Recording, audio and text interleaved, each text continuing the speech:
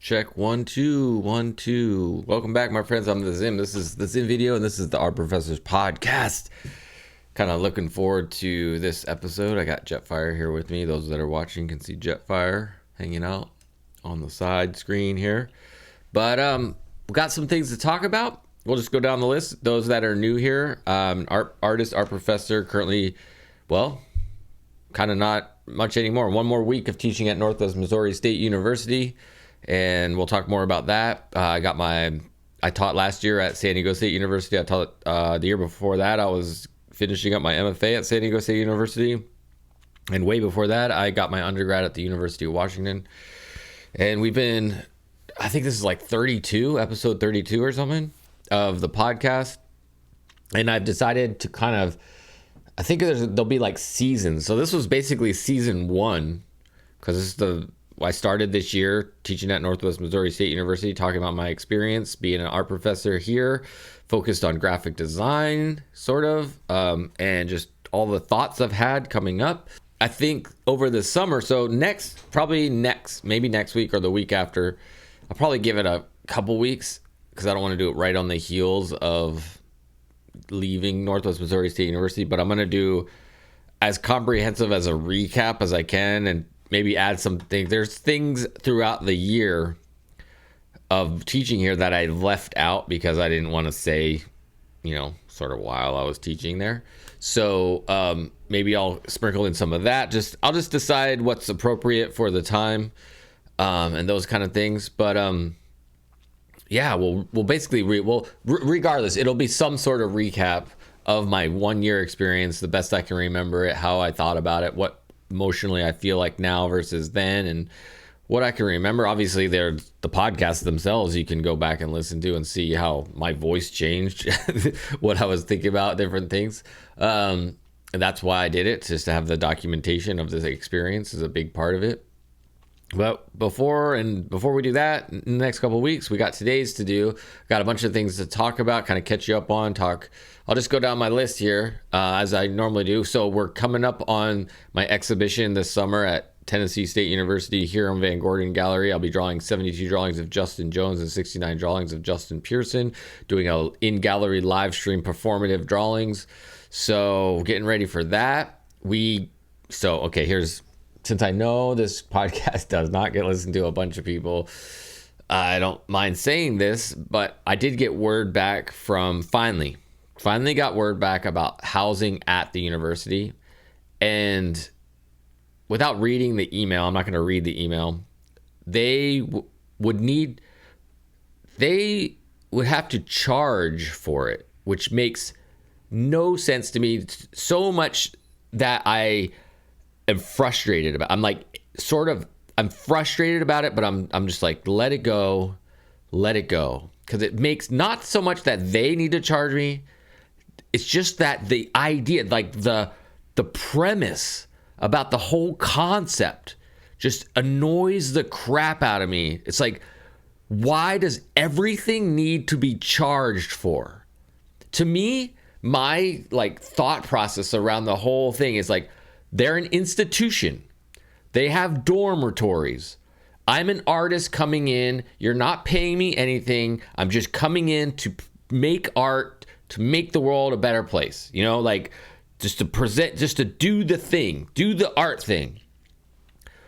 Why is there even a conversation about how much it costs? Why isn't it not just, is there an empty space that this artist can stay in while he's doing this exhibition? Why is that not the conversation? I don't know who needs to have the conversation, what it's all about, but the email I got about it is, the School of Art, I guess, would have to pay for the cost, whatever that cost is they decided would be for me to stay in whatever the places they had for me. I assumed it would be a dormitory of some kind, but it just, I was like, what? And I started the email I sent to them back just today. I just got it today. Just got the email today. And the first line of the email was, I said, oh, bummer. It's unfortunate that the university has to charge itself to use its own resources. And then I was like, the Airbnb is cheaper, so I'm just going to go use the Airbnb. there's part of it, it's cheaper and I'm going to use it, and because I'm up against it, it's like I don't have a lot of money, I'm up against it. This exhibition for the next month is going to tap out my finances until I get paid again, and fingers crossed something else comes out of it on the other side of it, but we'll talk about that in a little bit too. So because the advantage would be, it's like basically they quoted like $2,000 where the Airbnb is like $1,600, so saving $400, and that's significant for me.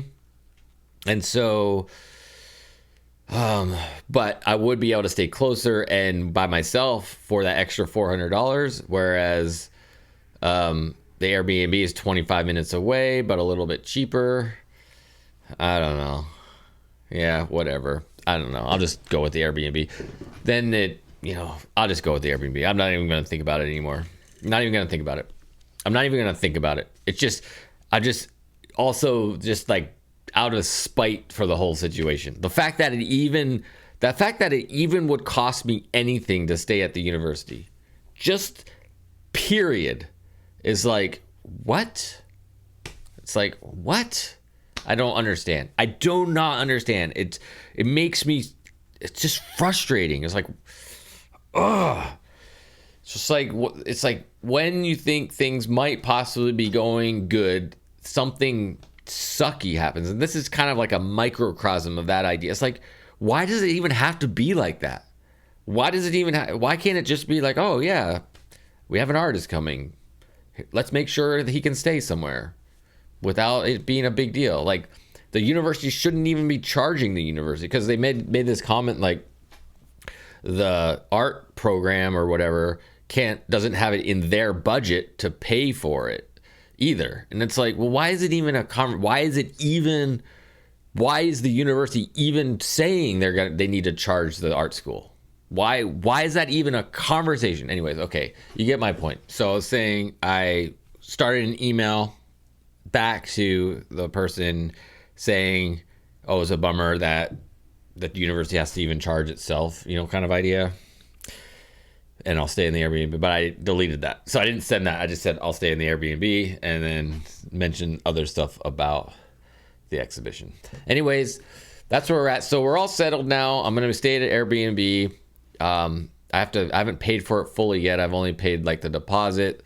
The rest of it comes out in about 10 days. I have to shuffle my finances around to pay for the entire cost of it, but that'll be happening shortly. Let me look at it. I have it actually up right here. Let me see if it has the pricing and stuff on here. So total cost was $1,600 basically. Yeah, $1,600. Right on the nose. A little less. $1,592.42 is what it says. Total cost. All right. And I've already paid like $300 toward it, so I owe basically $1,200. Okay, so we're good. All right.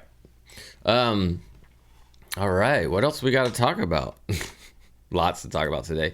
All right, going down the list. Update on applications. So I haven't applied to any new. There hasn't been anything that's popped up for applications. So we're still at 22 places that I've applied to for next year, which brings me to the next idea where, I don't know, I feel like there is something at play that I just have to wait for. And my, hopeful optimism about life, which always bites me in the butt, but I'm just going to be hopeful about it. A couple of things that I've been doing. So I learned this sort of thought, I heard this idea about like your thoughts turn into like energy, like you project them out and they actually turn into like something physical in a way.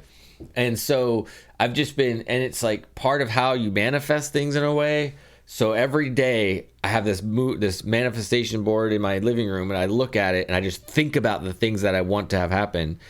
The things that are on the board are meeting Justin Jones and Justin Pearson, securing a new place to work next year, selling my Ketanji Brown Jackson artworks, the series that I have, and I just think about that every day. Think about it. So maybe it'll happen. So like the same idea of like thinking about, okay, maybe the reason I haven't gotten a job yet for next year is because like this exhibition that I'm about to do will be the catalyst for something to manifest after. Like, basically, like if I should sell the exhibition, like I want to sell the exhibition as an entire set. If somebody says, this is awesome, we think you're great, I want to buy it. It'd basically be like, haven't decided on the price yet, but it'd be between like $28,000 and $40,000 for the exhibition.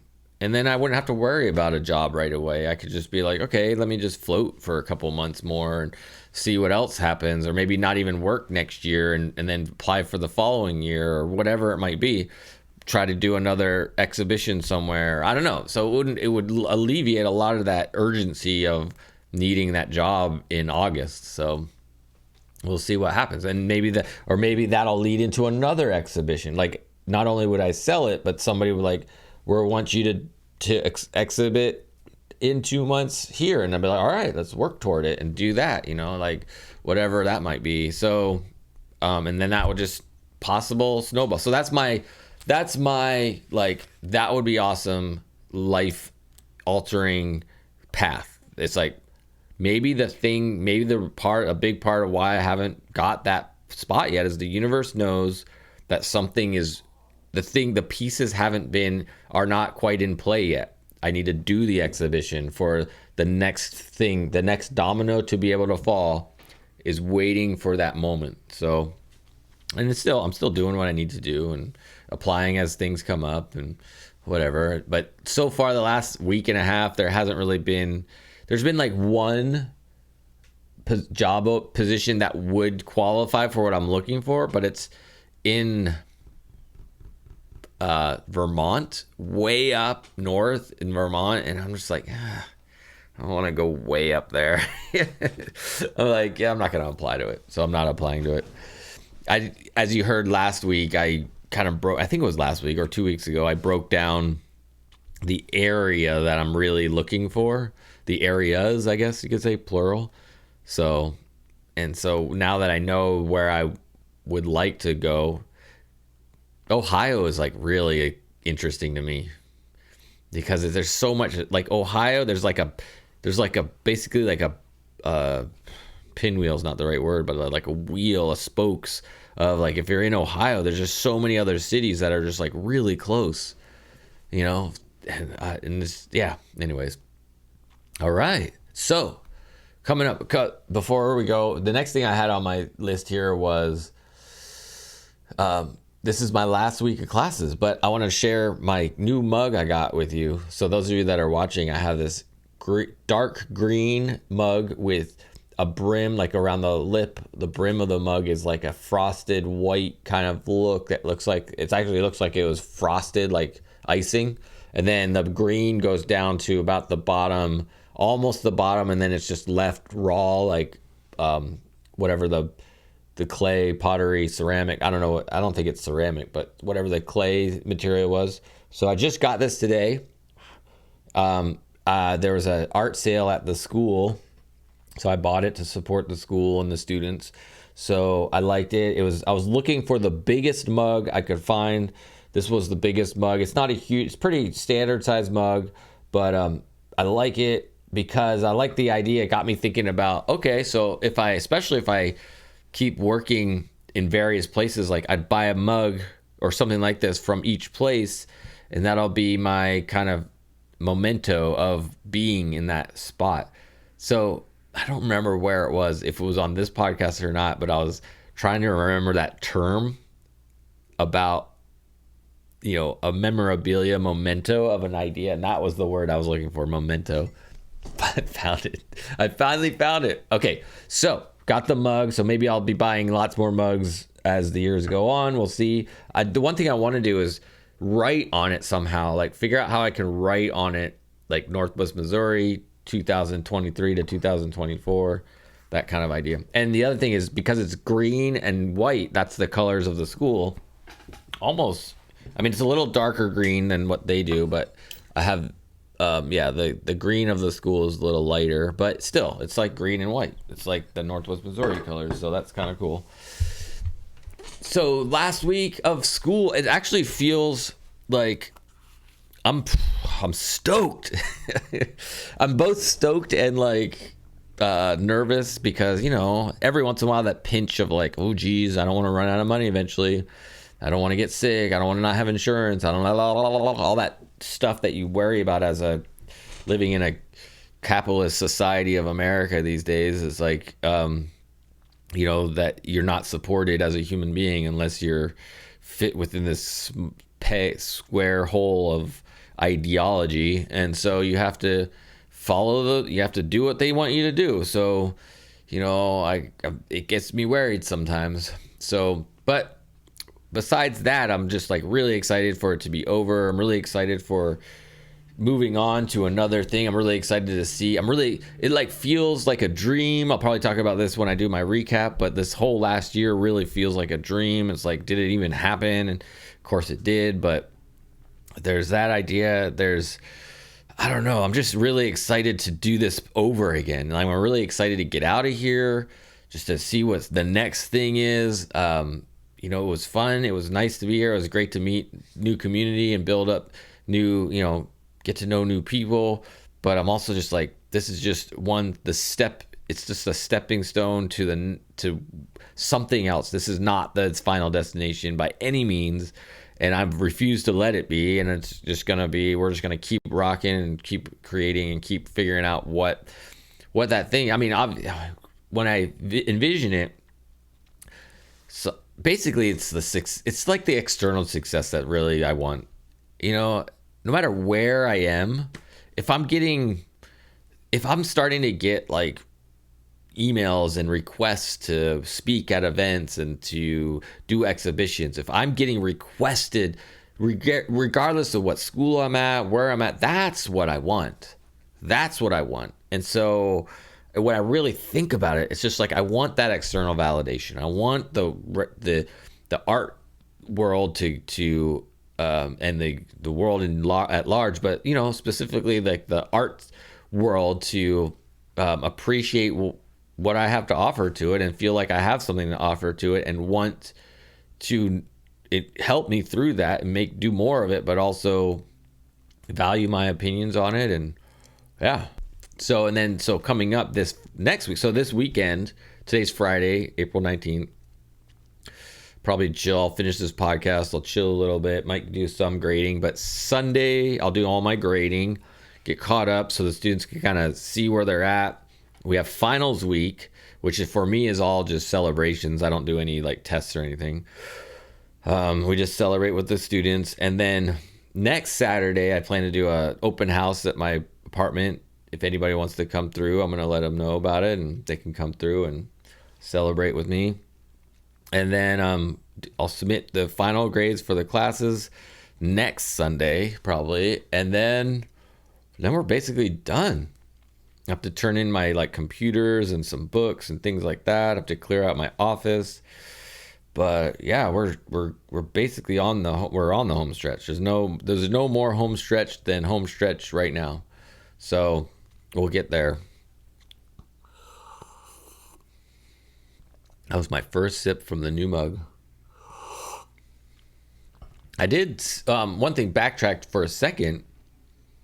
I meant to say, forgot to say, I did sell some artwork off my Etsy shop this week, which was pretty cool. However, I didn't realize they probably emailed it out, but they automatically opted everyone in, I guess, to they have new ads. They have these new external ads, I guess, that Etsy's putting on platforms.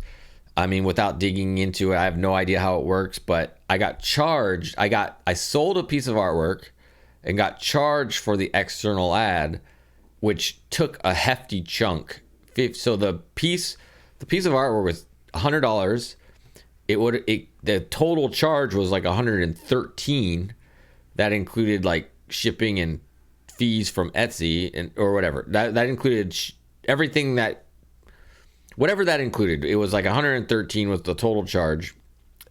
I got $77 back. So that's like, I mean, I'll just round down to 75, 25, that's like 45, 50, almost $50 that I didn't come back from the sale because and like shipping was like $5, so it's like that's a lot.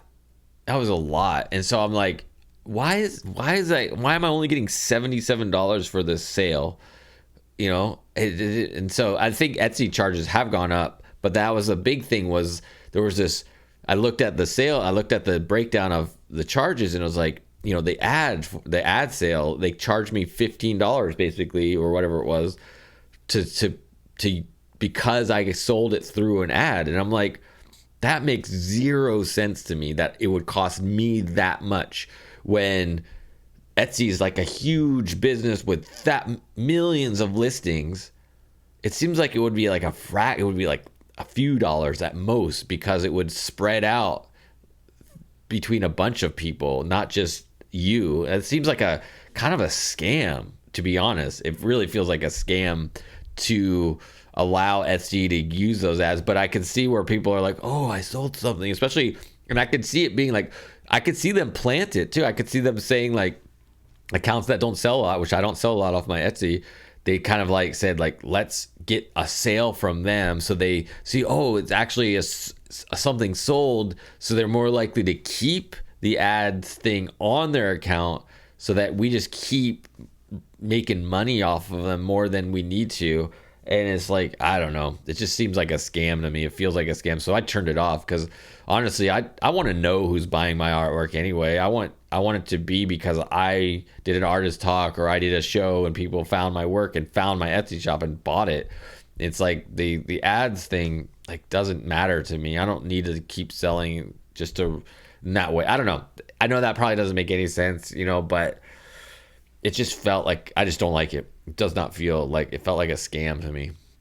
Anyways, I should have probably mentioned that earlier. So back to the school situation. So one of the things that happened just today, actually, so I sold another piece of artwork a couple weeks ago, basically, because I did a Ketanji Brown Jackson drawing, and the person that bought it was one of the faculty at school, and I delivered it to them today, and they made a comment that they went to my artist lecture a couple weeks ago, the one I recapped last week, and they made a comment on this idea that it's rare for like a first year teacher, and especially probably an only 1 year teacher, to make as strong a connection to the students that I've made, which made me feel really good. Like I wanted to break down why I thought that was the case, and like, but she just made this comment, and I was like, I didn't say anything really about it. I just kind of nodded, she was really kind of impressed that because the students that were there, showed they were supportive, and they showed that support in how they interacted with me. And I feel the same way. I feel like I was able to connect with my students because, and I'm going to break it down for you, because I believe, I'm just authentic. I believe I'm authentic as a human being, and I genuinely care about my students. I want the best of them. And but I also believe there's a way, sometimes I think some professors or teachers can get, they enter a parental role. They'll enter an authoritative role, and it affects how they communicate with their students. And there's always this kind of wall between them and their students because of that hierarchy they put into it, whether they mean to or not. It's just like they just live in this realm of, I'm the instructor and you're the student, and it becomes something more for them, whether they recognize it or not. Whereas I believe we even out that. Like, I think I still establish the fact that, yes, I'm your professor, I'll teach you, I'm your authority figure, but I don't live in that space.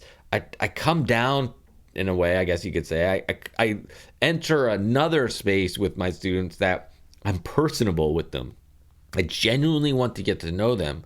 I care for them. It's just a different space. And I think, for me, I would like to think that's a big reason why I got that comment of, it was noticeable that I was able to connect with my students within 1 year, because that's my goal. And then the way I do it, we've talked about building community, is huge. It's like just stating right out the gate that the community, and we are both part of it. I am, you are as students, I am as The community is paramount and important. And how can we nurture that community?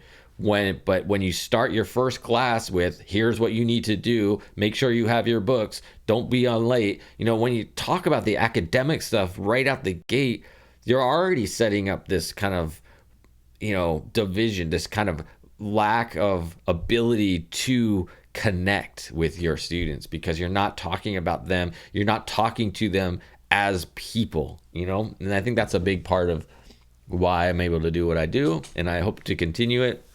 Thinking about it, I'll probably talk about this more as we come up through the next couple of weeks with the podcast. But thinking about it, I'm just like, I hope I don't get, you never know what you're going to get into, right? You never know what the personalities of the people that are going to be around you. You never know if they're going to like your vibe, your style, if they do or don't, how they're going to react to it, or if they're going to come around to it, or if you're going to learn together, or whatever it might be. So it's just like this worry of like, eventually maybe I'll be in a situation that I don't have that experience. Like, everybody thinks I suck, like from top to bottom, the students, the faculty, and their Zim is no good, but I don't know. Cause this year I really learned a lot. I really feel my faculty, a lot of my faculty I work with and colleagues value me and gave me, I feel like, I don't know, I've performed a lot, right? I've been on stage, and you always know the people that say, I feel like I've learned that the people that say good job when they're just saying good job versus when they actually liked it. And so I think when I'm reacting to my colleagues and when they're talking to me about how I'm doing, I think I can tell that they actually value how I interact with the students and what I've brought to the table. And it really feels like I've made an impact while I've been here, which is awesome, which is what that's awesome. All right. So we'll talk more about the university itself over the next coming weeks. Like I was saying, I don't know if I finished this thought, but I'm thinking about doing seasons basically. So this was my first season, and maybe through the summer, I won't do as many, probably won't do it because I won't be teaching. So there won't be as much to talk about specifically about the art professor part of things. Maybe I'll try to make a asserted effort to do interviews, but it's going to be busy. Like May is going to be all exhibition. June, I'm going to be packing up my apartment, and then my kids will be here for 2 weeks. And then the end of June, we're going to be driving back to the Northwest. So July is going to be I'm just not going to have a spot to record. So yeah, I mean, I just probably won't plan on recording many podcasts over the summer. So we'll do season 2 next August. We'll start season 2 and see where we're at. So that'll be kind of how that plays, I think. I wish I would have thought of that earlier. I didn't even think of that idea because it just kind of makes sense. Like season 1, Northwest Missouri State University, season 2, wherever I might be, season 3. And thinking about that, like, makes me even more want to only do 1-year positions, because there's a lot of 1-year and 2-year positions for this visiting faculty stuff. But all right, so what's next? So I'm thinking more about what it means to like design an art school. And with that idea, like, what are foundation classes mean? Like, what are they, and what do they need to be, and those kind of, and I'm thinking more about it, that I'm thinking I want to start researching what it would take and asking the questions to people that I trust, what it would take to write a article, like a professional document about this theory, my thesis of, what foundations means for art schools, and like who I should start talking to and researching, and what are the different spaces that do it, and finding out, like, I need to find out if anybody already has sort of the similar thought process that I have, because I haven't seen it yet. But maybe it's just because so far the art schools that I've been a part of just don't have that conversation. Maybe people are thinking about it, but it's just not written down in a way. And so I've been thinking this last couple of weeks, this idea came up more, going deeper into the foundation courses of art school. So we basically have, for me, there's 5. In most art schools, there's usually three foundation courses. You have your drawing foundation course, you have your 2D design foundation course, and you have your 3D design foundation course. So we'll talk about more about that in a second. What I'm proposing is there should be 5 foundation courses. Those 3 plus a basically digital literacy course or / Adobe Creative Cloud course. So every student in the art school understands how to use the Adobe Creative Cloud, period. Regardless if you're going into graphic design, whatever field you're going into, because everybody can use it nowadays. Painting can use it for compositing, ceramics can use it for stencil making, whatever it might, obviously, and like other sculpture could use it for planning and 3D modeling and whatever it might be. There's just so many ways that you can use your Adobe Creative Cloud software to enhance your practice as an artist in 2024 and beyond. So that's important. So that's number 4. And number 5 is the social practice / social sculpture /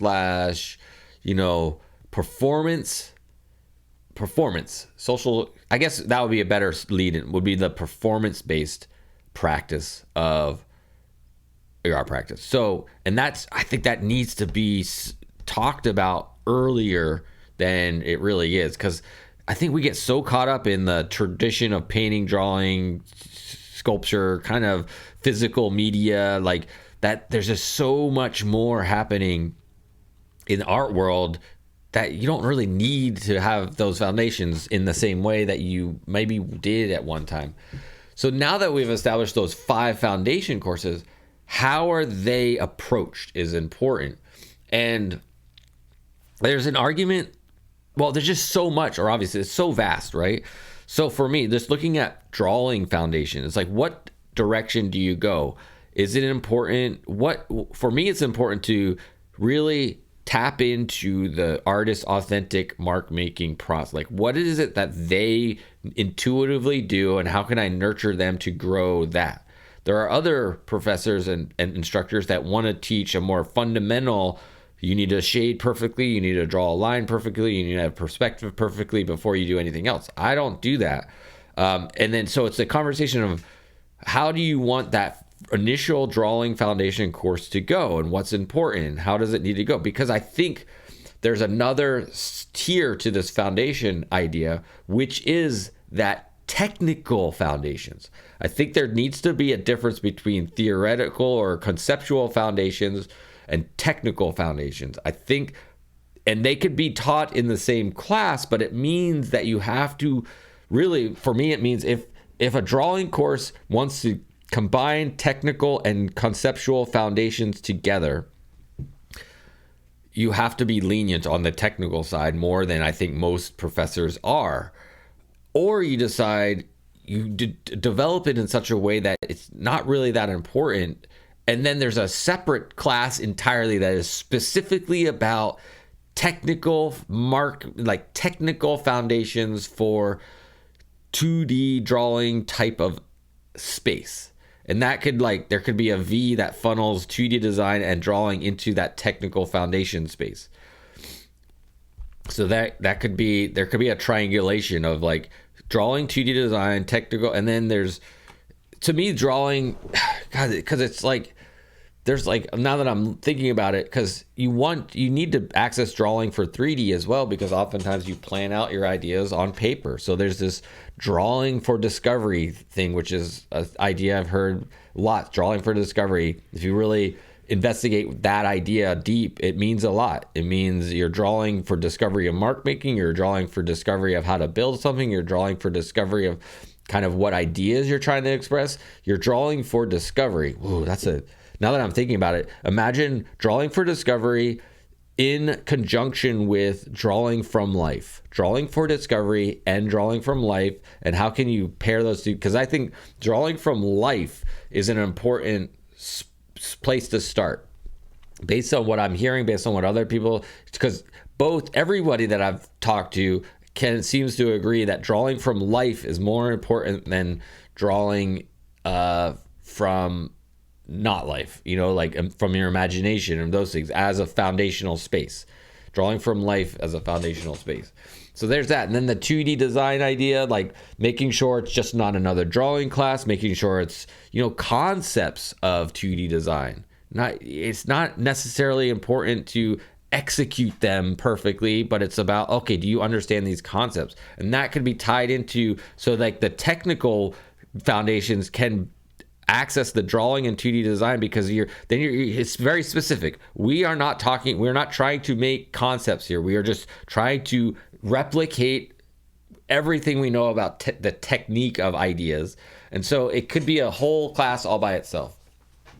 With the 3D space, I believe the 3D space is where obviously there's a lot of technical stuff just to use tools and those kind of ideas that are important, but there's a lot of ways to use a 3D space that's very loose as well, with like glue guns and cardboard and you don't need, and clay and things that don't require that kind of instruction on safety. Like the safety factor is really low, but then there's a bunch of 2D or 3D that safety is a big part of it. So that ties into the technical, how to use a tool and the proper ways to use it.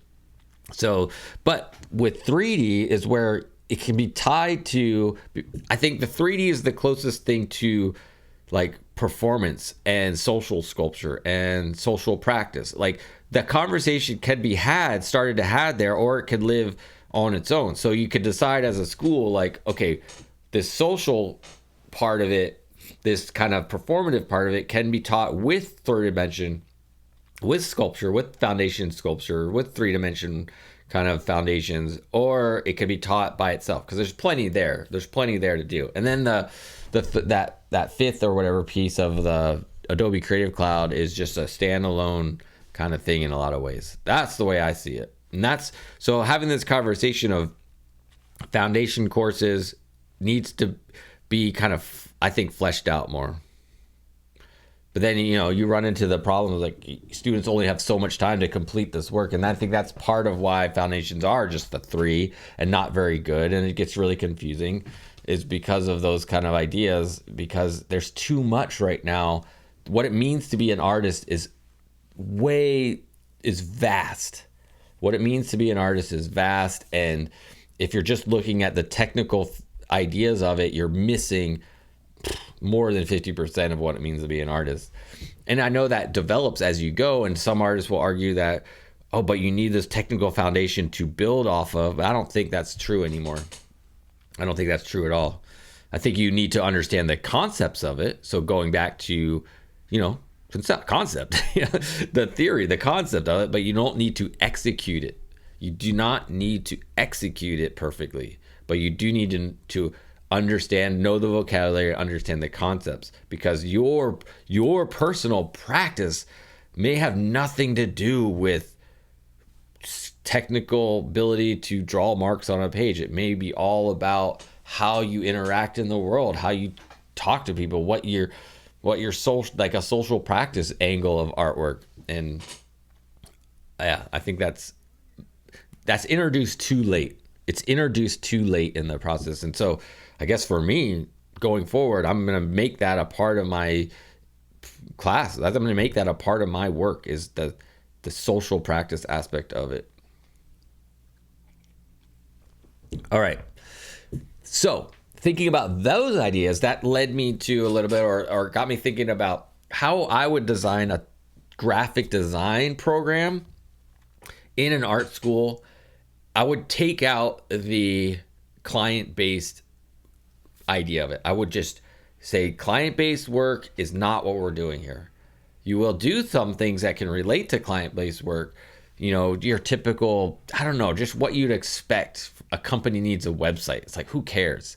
Let's make art. Let's use Jenny Holzer. Her last name's interesting. Let's use Barbara Kruger. Let's use the Gorilla Girls. Let's use Jessica Walsh. Let's use these artists that are using graphic design to make statements. So it got me thinking about the foundation idea of a graphic design to program should be, or could be, message making. teach graphic design as message making, because it still leads directly into client work, because that's what you're doing to clients. You're trying to create a brand, to create an idea for the message of that product or whatever it might be, the client. So regardless if you're trying to make a message of statements about social cultural statements, those ideas, or you're trying to do it for a client, it's still using graphic design techniques for message making.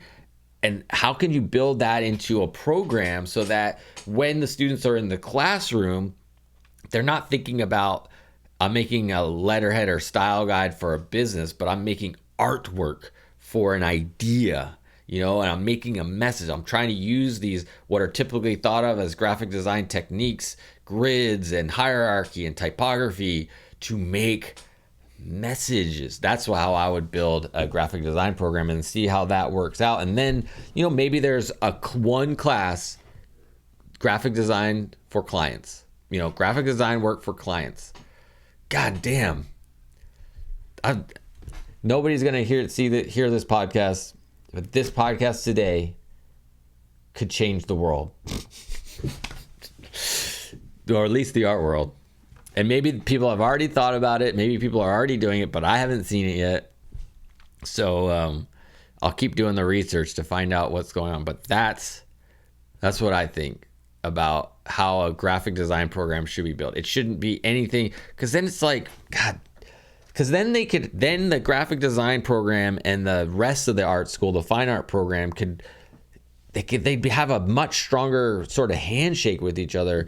But sometimes and oftentimes I feel like the graphic design program lives on an island because they're so focused on client-based stuff, or that kind of idea where it's like no, let's just use graphic design ideas to make art, and then have a one class when you're a senior, or two classes possibly, now that you've learned all these ways to use graphic design tools to make interesting, cool things to make art, we're going to then say, okay, now this is what you might run into in the world, because clients are going to want XYZ out of you.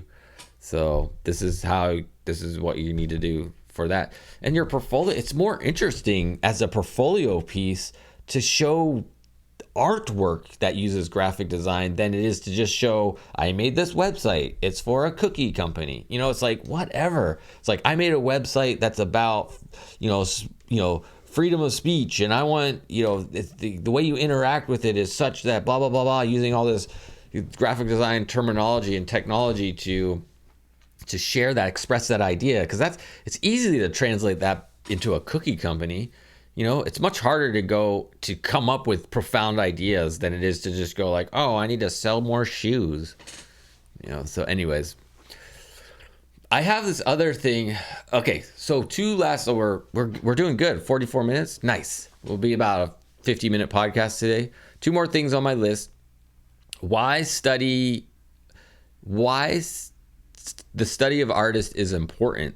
And so when and if some young student or somebody comes up and asks you why it's important to keep studying, there are lots of reasons. Well, one of the main reasons that I've started to recognize for myself is when I'm reading and researching. I think I mentioned this last week too, but I've been on full, I don't know what the word is I should use, but I've been going full tilt with input. I've been watching a lot of videos about artists that are out there, trying to weed through, find ones that are interesting and important. I've been reading more as well, but I've just been getting a lot more input and trying to build up my vocabulary. Especially when students talk to me and want to know things, I can be like, you should be reading this, you should be looking at this, you should do, so to help build their, career as artists. But what I've noticed for myself is when I'm watching and listening and reading about other artists, it gives me ideas. Like I've had so many ideas. I wrote down on my notes thing. I just have a list of ideas, and I'm really excited. There's a project that I want to do coming up. I won't talk about it yet, but there's a project. It's in line with what I'm already doing with social, like these figures of social justice and human rights and those kind of ideas, but a little more specific about the way that I want to do it, and an interesting kind of series that I want to do, kind of going back to my American Hero series in a little bit, kind of revisiting those kind of concepts, kind of combining my American Hero series with my influences and inspirational series that I did a long time ago. I've recognized too, I've looked at some of my older artwork from grad school lately. I'm glad I'm still making, because I've grown a lot. I'll just put it that way. My mark making, my way, like, I just feel a lot more, I feel like my work's better than it was. And sometimes I feel like, why was I getting kind of so much support? They must have saw something that, like, I wasn't. They must have saw the potential versus the reality, like what was happening. Because I feel I'm way stronger of an artist than I was as a grad student. But at the time as a grad student, I was like fully confident in my work, you know. But now looking back at it, I'm like, yeah, not so sure. Some of it anyway. The last thing I wrote down here is, why is craft important in art? I think that goes back to that conversation about technical foundation. So I put it, I don't know if I should have defined that for myself again. I'll have to think more about why I wrote that down, because as I think about it right now, I'm like, part of it's not important. Craft is not important, but part of it is. It definitely, like, if you can apply craft, like a technical ability and superiority to your message making, it elevates your message making. It has the ability to elevate your message making. However, there's plenty of art out there that does not have high craft, that's made profound statements. So it's not required. It's just, it won't do anything but help. If it could go the other direction, because sometimes if it's too refined, it loses some of the message that you might want to be saying with it. Like, if it's too perfect, if it's too refined, it makes the message mean something else. So really, there you go. I just defined it. I just answered it. It just really depends on what the message is you're trying to say. If your message requires, craft, high degree of craft, high degree of technical ability to make your message mean what you want it to mean, then that's what it requires. If the message you're trying to make doesn't require that, if something about how you assemble things or place things together does not require a high understanding or level of craft making, then that's what it requires. So it's all dependent on what the message is that you're trying to make. All right, friends, that was a great podcast. Thanks for joining today. I really enjoyed that one. We'll be back next week for another one. I think we'll podcast all the way up till I leave for my exhibition, so where are we at right now? Today is the 19th. So next week, and then we'll do one on Friday the 3rd of May, and then I'll be driving to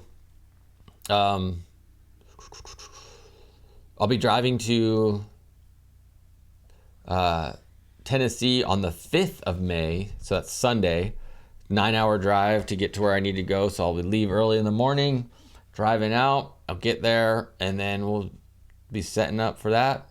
So I doubt I'll do a podcast at all during the exhibition, but I'll be live streaming the entire exhibition. So you'll be able to connect with me May 13th through the 13th. The exhibition is 13th to the 30th, but I'll be live streaming through the 27th. So 13th through the 27th will be the live streams. So you can contact me, but that'll be the focus. There will be on the YouTube there. So as always, find me on all my socials, follow me, subscribe to the YouTube. And until next time, as always, be loving, kind, and patient. Peace, my friends.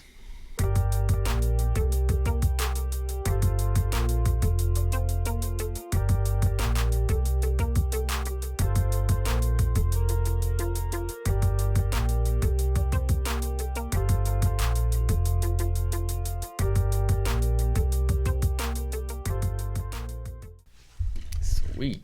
That was sick. That was sick. Such a good podcast today.